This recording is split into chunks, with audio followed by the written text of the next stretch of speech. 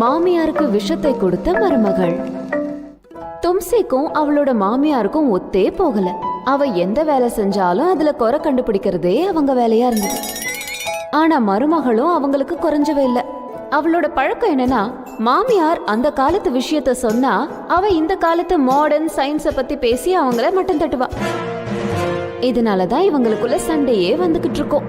வேற வழி இல்லாம 2 பேரும் ஒரே வீட்டுல இருக்காங்க. மருமகளே, ஏய் மருமகளே, எங்க இருக்க? அட, நீ எங்க போய் தொலைஞ்ச? நான் எங்கேயும் போல, இங்கதான் இருக்கேன். உன்னை பார்த்ததுமே அதான் தெரியுதே. உன் கூட போராடி போராடி நான் தான் போய் சேர போறேன். இவ்வளவு நேரம் எங்க இருந்த? இது நான் டீ குடிக்கிற நேரம் தெரியாதா? நேரத்துக்கு டீயும் தர மாட்டேங்கிற, டிஃபனும் தர மாட்டேங்கிற.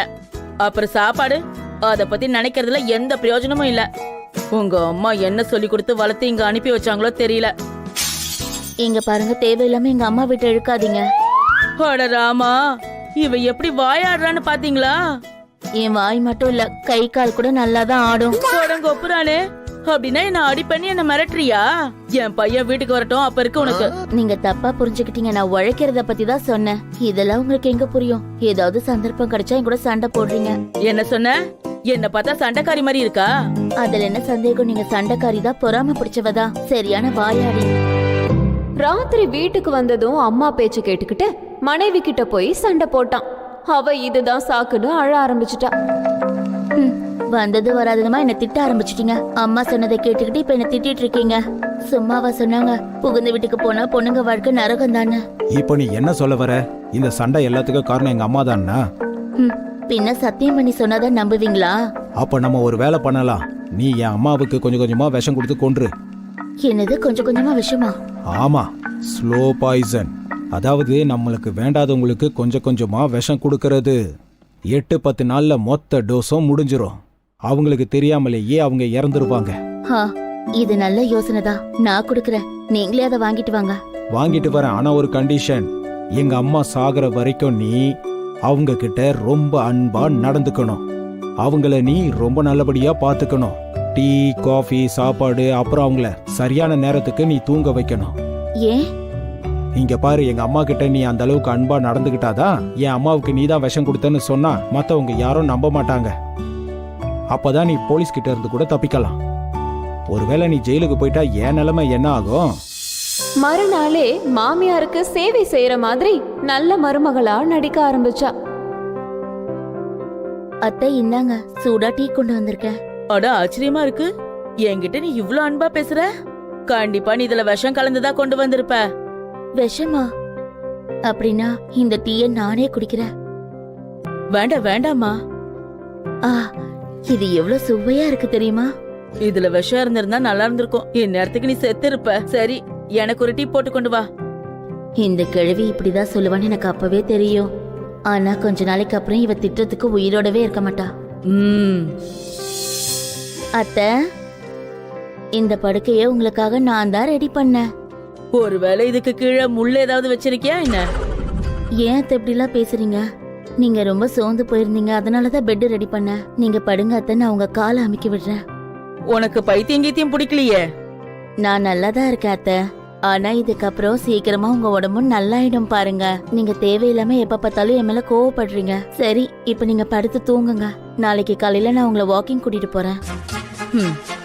மறுநாள் காலையில மருமக சொன்னபடியே மாமியார அன்பா எழுப்பி வாக்கிங் கூட்டிட்டு போனா. வந்த உடனே வெந்நீர் போட்டு மாமியாருக்கு ஒத்தடத்துக்கு கொடுத்தா. அப்புறம் ஜூஸ்ல கொஞ்சம் விஷத்தை கலந்து மாமியாருக்கு கொண்டு வந்து கொடுத்தா. மாமியாரும் மருமக கொடுக்கறாளேன்னு குடிச்சாங்க. மருமக இவ்ளோ அன்பா நடந்துக்கிறாளேன்னு அவங்களுக்கு நெகிழ்ச்சியா இருந்துச்சு. இது எல்லாத்தையும் மறைஞ்சிருந்து பார்த்த அவங்க பையன் அவகிட்ட சைகையிலே கேட்டான். அவளும் எல்லாம் நல்லபடியா போயிட்டு இருக்குன்னு சைகையிலேயே சொன்னான். இது எல்லாத்தையும் பார்த்து மாமியார் யோசிச்சாங்க. நான் இவ்வளவு நாள் நல்ல மருமகளை போய் ரொம்ப ரொம்ப தப்பா நினைச்சிட்டேனே. இவ எனக்கு இவ்ளோ சேவை செய்யறாளே. இனிமே நானும் இவளுக்கு கூட மாட வேலை செஞ்சு உதவி செய்ய போறேன். அதுக்கப்புறம் மாமியாரும் மருமகளுக்கு உதவ ஆரம்பிச்சாங்க. எங்க போனாலும் அவளை வெளியே கூட்டிட்டு போக ஆரம்பிச்சாங்க. என்ன ஆச்சுமா, இன்னைக்கு நீங்க சாப்பாடு பரிமாறுறீங்க? அதுவா, நாள் பூரா என் மருமக உழைச்சு உழைச்சு ரொம்ப களைப்பாயிட்டா. ரொம்ப பாவம். வந்து உட்காரு மருமகளே, வா வந்து சாப்பிடு. இங்க பாரு மகனே, இப்பெல்லாம் என் மருமக எவ்ளோ வேலை செய்யறா தெரியுமா? பொய் சொல்லாதீங்க அத்தை. நான் மட்டும் இங்க தனியா வேலை பாக்குறேன். நீங்களும் தான் என் வேலைக்கு உறுதுணையா இருக்கீங்க. அது வேற ஒண்ணும் இல்லைங்க. வீட்ல எவ்வளவு வேலை இருந்தாலும் சரி, அதுல பாதி வேலை அத்தை தாங்க செய்யறாங்க. அட என்னம்மா நீ, ஆனா கஷ்டமான எல்லா வேலையும் நீ தானே செய்யற. அதாவது துணி துவைக்கிறது, அலசுறது. நான் துணிய வெறும் காய தானே வைக்கிறேன். ஏன் சமைக்கிறதும் நீதான். நான் உனக்கு வெறும் காய் தானே வெட்டி கொடுக்கறேன். நீ என்ன வாக்கிங் கூட்டிட்டு போற, நான் திரும்பி வந்ததும் சுட தண்ணி வச்சு என் காலுக்கு ஒத்தடம் கொடுக்கற. எனக்கு சரியான நேரத்துக்கு டீ, ஜூஸ், பால் எல்லாம் குடுக்கற. ராத்திரி நான் படுக்கிறதுக்கு எல்லா ஏற்பாடும் பண்ற. பத்தாததுக்கு கால் வேற புடிச்சு விடுற. எனக்காக நீ ரொம்பவே கஷ்டப்படுற. அன்னைக்கு ராத்திரி எப்பவும் போல மருமக மாமியாருக்கான பால்ல கொஞ்சம் விஷத்தை கலக்க பாக்குறா. ஆனா ஏதோ காரணத்தால கலக்காம விட்டுட்டா. அதுக்கப்புறம் விஷம் கலக்காத பாலை தன்னோட மாமியாருக்கு குடிக்க கொண்டு வந்து கொடுத்தா. அதுக்கப்புறம் ராத்திரி பூரா அந்த மருமக தூங்கவே இல்லை. இத கவனிச்சிட்டு இருந்த அவளோட கணவன் அவகிட்ட, என்ன ஆச்சுமா? பயங்கர டென்ஷனா இருக்கிற மாதிரி இருக்கு. இன்னும் கொஞ்ச நாள்ல தான் நம்ம டென்ஷன் எல்லாம் முடிவுக்கு வரப்போகுதுல. இன்னைக்கு 8வது நாளாச்சே. அம்மாவோட ஸ்லோ பாய்சன் டோஸ் முடிய போகுது. நாளைக்கு காலையில அம்மா எந்திரிக்க மாட்டாங்க. இல்ல இல்ல இல்ல, அந்த மாதிரி எல்லாம் சொல்லாதீங்க. எனக்கு ரொம்ப கஷ்டமா இருக்கு. இங்க பாரு, நான் சொல்லனாலும் நாளைக்கு காலையில கண்டிப்பா எங்க அம்மா உயிரோடவே இருக்க மாட்டாங்க. இல்ல இல்ல இல்ல, ப்ளீஸ். என்னோட மாமியார் ரொம்பவே நல்லவங்க. எனக்கு நிறையவே உதவி பண்ணிருக்காங்க. நான் எடுத்து வச்ச ஒவ்வொரு அடிக்கும் அவங்க என் கூட துணையா இருந்தாங்க. அவங்களை எப்படியாவது காப்பாத்துங்க ப்ளீஸ், ப்ளீஸ். எப்படி காப்பாத்த முடியும்?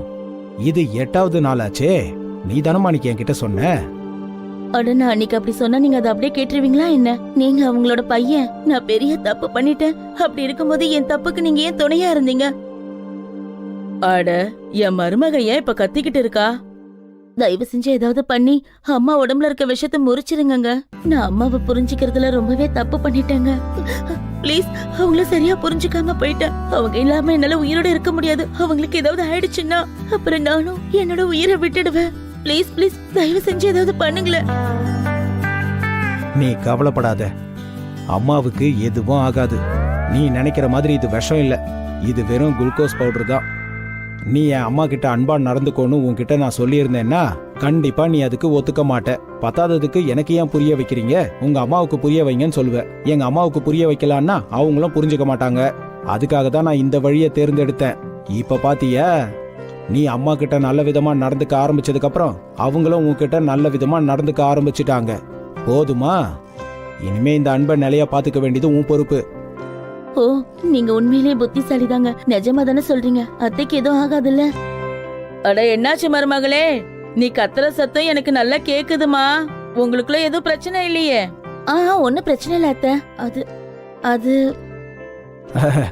உங்க ஆரோக்கியத்தை நினைச்சு இவ ரொம்ப கவலைப்பட்டா. உங்களுக்கு எதுவும் ஆகக்கூடாதுன்னு சொன்னா. அட, எனக்கு எதுவும் ஆகாதுமா. எனக்கு அன்பான மருமக கிடைச்சிருக்கா. அப்படி இருக்கும்போது எனக்கு என்ன ஆக போகுது சொல்லு?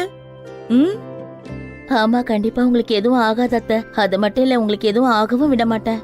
என் மருமக என்ன நினைச்சு எவ்வளோ கவலைப்படுறா. பெரியவங்க சொன்னதெல்லாம் சரிதான். முல்லை எப்படி முள்ளால எடுக்கணுமோ அதே மாதிரி விஷத்தை விஷத்தால தான்